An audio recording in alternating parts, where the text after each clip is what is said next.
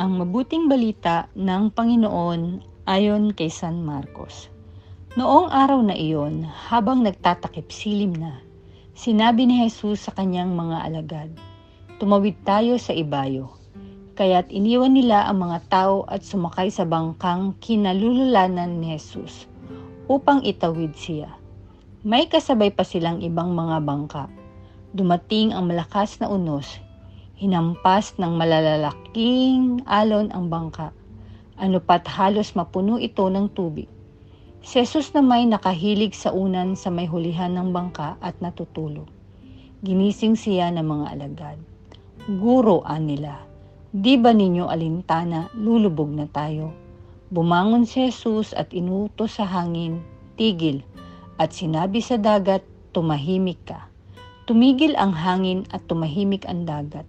Pagkatapos sinabi niya sa mga alagad, "Bakit kayo natatakot?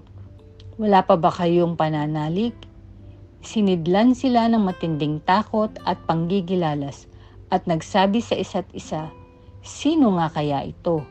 At sinusunod maging ng hangin at ng dagat. Ang mabuting balita ng Panginoon.